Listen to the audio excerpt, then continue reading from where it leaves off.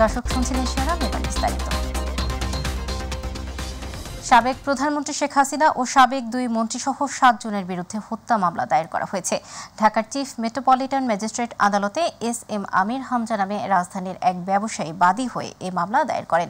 সাবেক প্রধানমন্ত্রী ছাড়াও সাবেক সেতুমন্ত্রী ও আওয়ামী লীগের সাধারণ সম্পাদক ওবায়দুল কাদের, সাবেক স্বরাষ্ট্রমন্ত্রী আসাদুজ্জামান খান কামাল, সাবেক আইজিপি আব্দুল আল মামুন, যুগ্ম কমিশনার বিপ্লব কুমার সরকার, সাবেক ডিবি প্রধান হারুনুর রশিদ ও ডিএমপি কমিশনার হাবিবুর রহমানকে আসামি করা হয়েছে। মেট্রোপলিটন ম্যাজিস্ট্রেট রাজেশ চৌধুরীর আদালতে মামলার শুনানি শেষে এ বিষয়ে পরে আদেশ দেওয়া হবে বলে জানিয়েছে আদালত।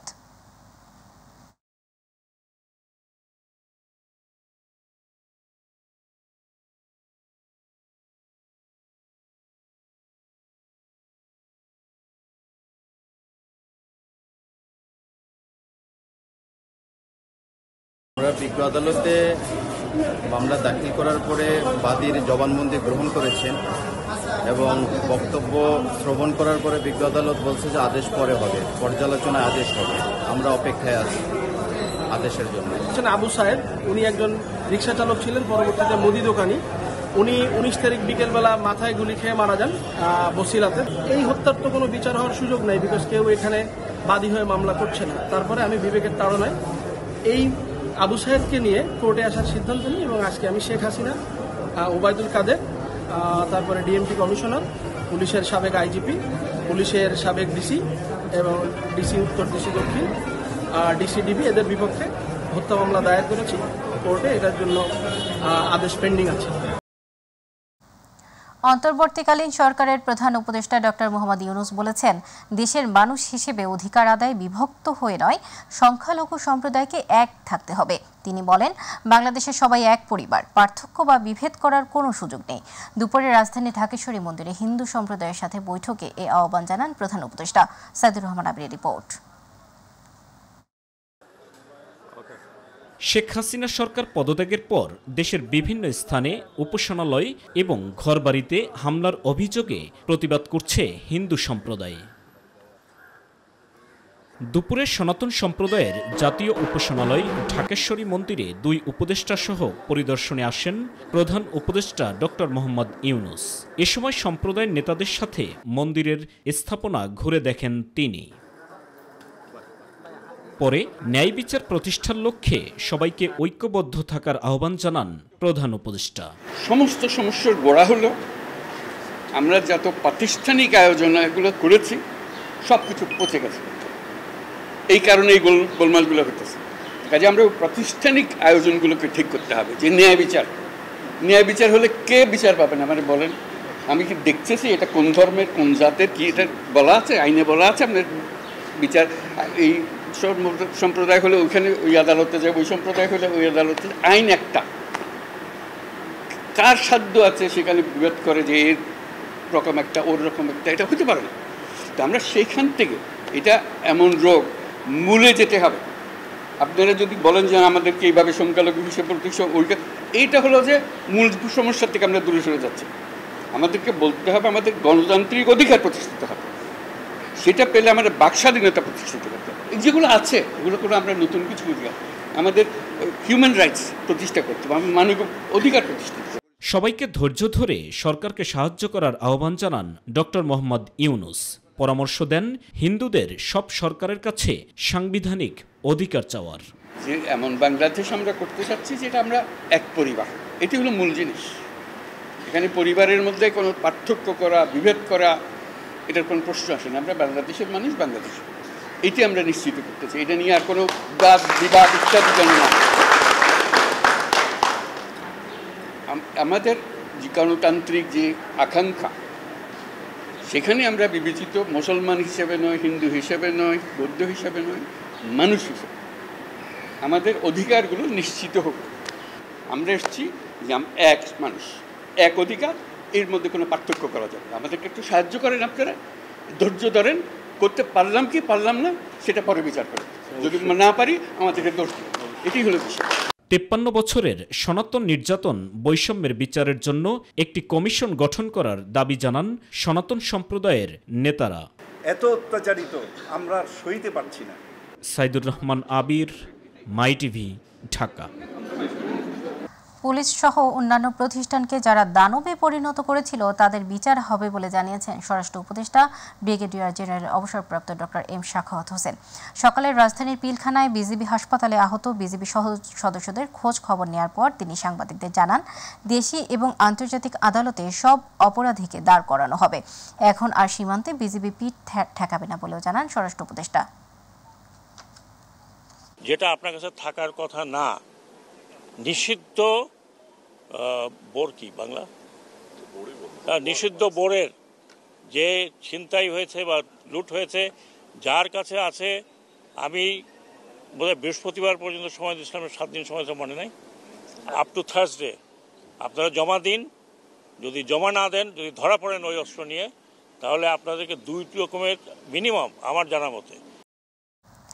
মূল্যস্ফীতি নিয়ন্ত্রণের বিষয়টি এখন সবচেয়ে বেশি গুরুত্ব দেওয়া হবে বলে জানিয়েছেন অর্থ ও পরিকল্পনা উপদেষ্টা ডক্টর সালেহ উদ্দিন আহমেদ।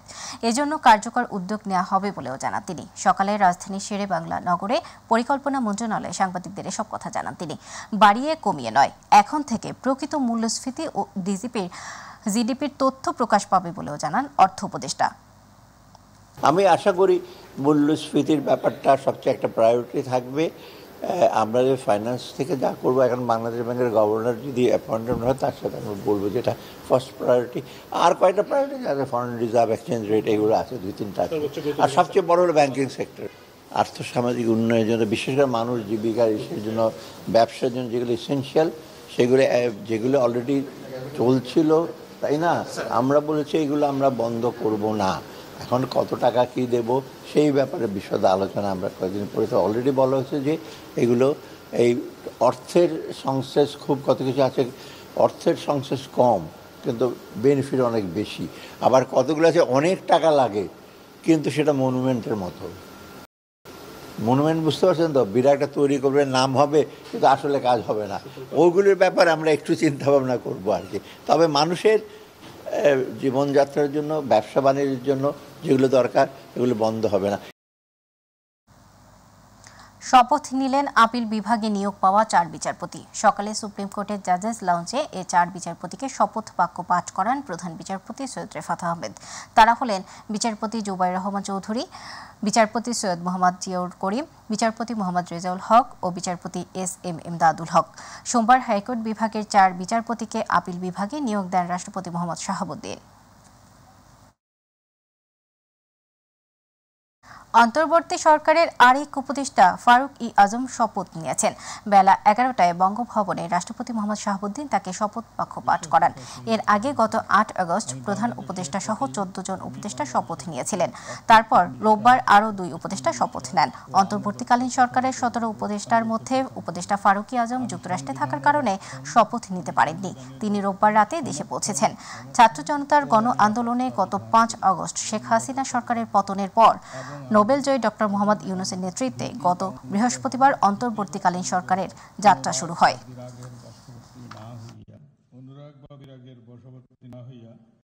কোটা সংস্কার ও বৈষম্য বিরোধী আন্দোলনের কারণে দীর্ঘ 24 দিন পর স্বল্প দূরত্বের মেইল, লোকাল ও কমিউটার ট্রেন চলাচল শুরু হয়েছে। এতে স্বস্তি ফিরেছে যাত্রীদের মাঝে। আর বৃহস্পতিবার থেকে চলবে আন্তনগর ও চন্দনা কমিউটার। তবে পারাবত ও জামালপুর এক্সপ্রেস ট্রেন চলাচল সাময়িকভাবে বন্ধ থাকবে। আবু সাইদ রিপোর্ট। বৈষম্য বিরোধী ছাত্র আন্দোলন, সহিংসতা আর ক্ষমতার পট পরিবর্তনের অস্থির সময় পেরিয়ে 24 দিন পর সারা দেশে আবার যাত্রীবাহী ট্রেন চলাচল শুরু হয়েছে। মালবাহী ট্রেন চলাচল শুরু হয়েছিল সোমবার থেকেই। মঙ্গলবার শুরু হয়েছে লোকাল, কমিউটার ও মেল ট্রেন চলাচল। দেশের পরিস্থিতির কারণে দীর্ঘদিন যাবৎ ট্রেন চলাচল বন্ধ ছিল। এখন আমি আমার গন্তব্যে যাওয়ার জন্য এনে আসছি, ট্রেনের জন্য ওয়েট করতেছি আর কি। দীর্ঘদিন পর ট্রেন চালু হচ্ছে। এখন ট্রেনে জার্নি সাধারণত করা হয়, তাই দীর্ঘদিন পরে বাসায় যাচ্ছি। ট্রেন চলাচলের সময় আমাদের খরচটা সীমিত আকারে আসে আর সময়ও অনেকটা সময় বেঁচে যায়। আগামী বৃহস্পতিবার থেকে সব ধরনের আন্তনগর ট্রেনও যাত্রী পরিবহন করবে বলে জানিয়েছেন কমলাপুর স্টেশন ম্যানেজার। আমাদের যে নতুন সরকার গঠিত হলো, ইন্টারিম গভর্নমেন্ট বলি আমরা, প্রধান উপদেষ্টা সমন্বয়ে সরকার গঠিত হলো, সেই সরকারের সিদ্ধান্ত মোতাবেক আবার যথারীতি ট্রেন চলাচল সিদ্ধান্ত গৃহীত হয়েছে। সেই মোতাবেক গতকাল থেকে আমাদের বুস্টার চলাচল শুরু করেছে। আজকে থেকে লোকাল মেল কমিউটার ট্রেনের চলাচল চলছে। অলরেডি আমাদের ইতিমধ্যে 8টি ট্রেন ঢাকা ছেড়ে গিয়েছে। আর আপনারা জানেন যে আগামী 15ই আগস্ট থেকে আমাদের আন্তনগর ট্রেন চলাচল শুরু হবে। ইতিমধ্যেই যে সকল আন্তনগর ট্রেন চলাচল করবে সে সকল আন্তনগর ট্রেনের টিকিট বিক্রি কার্যক্রম চলমান রয়েছে। আন্তনগরের ট্রেনের টিকিট 12 আগস্ট বিকেল 5টা থেকে সংগ্রহ করা যাবে। তবে পারাবাদ ও জামালপুর এক্সপ্রেস ট্রেন চলাচল সাময়িকভাবে বন্ধ থাকবে। অন্তর্বর্তীকালীন সরকারের প্রধান উপদেষ্টা ডক্টর মোহাম্মদ ইউনূস বিভিন্ন মন্ত্রণালয়ের সচিবদের সাথে বৈঠক শেষে রেল চলাচলের বিষয়ে সিদ্ধান্ত নেওয়া হয়। আবু সাদপু, মাই টিভি, ঢাকা। সারা দেশে থানা পুলিশ সহ পুলিশের সব ইউনিট কাজ শুরু করেছে। অনেক স্থানে পুলিশকে ফুল দিয়ে স্বাগত জানিয়েছে ছাত্র জনতা। তবে বেশিরভাগ থানার কার্যক্রম জিডি ও অভিযোগ নেওয়ার মধ্যেই সীমাবদ্ধ রয়েছে। দায়িত্বে ফিরেছে ট্রাফিক পুলিশও। সারা দেশের 639টি থানার মধ্যে গতকাল পর্যন্ত সীমিত আকারে 628টির কার্যক্রম শুরু হয়েছে। 11টি থানা সম্পূর্ণভাবে ক্ষতিগ্রস্ত হওয়ায় কোনো ধরনের কার্যক্রম শুরু হয়নি। থানা সংস্কারে পুলিশের সঙ্গে কাজ করছে শিক্ষার্থী ও এলাকাবাসী। এদিকে ছাত্র জনতার অভ্যুত্থানের মুখে পুলিশ বাহিনীর সদস্যরা পুরোপুরি কর্মস্থলে না ফেরায় বন্ধ ছিল জাতীয় জরুরি সেবা 999, যা আজ আবার পুনরায় চালু করা হয়েছে বলে জানিয়েছে পুলিশ সদর দফতর।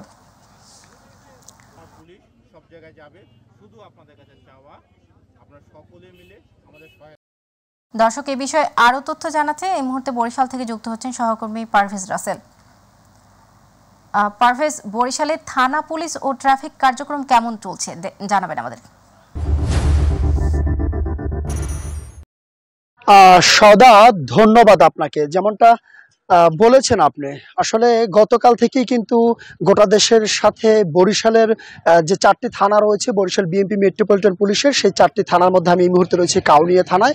সেখানে কিন্তু দেখতে পাচ্ছেন এই মুহূর্তে যে আসলে সেনাবাহিনীর উপস্থিতিতে তাদের তত্ত্বাবধানে থানা পুলিশ কিন্তু তাদের কার্যক্রমগুলো চালিয়ে যাচ্ছে এবং নিয়মিত যে টহল, যে স্ট্রাইকিং ফোর্স বা টহল, সেটা জোরদার করছে।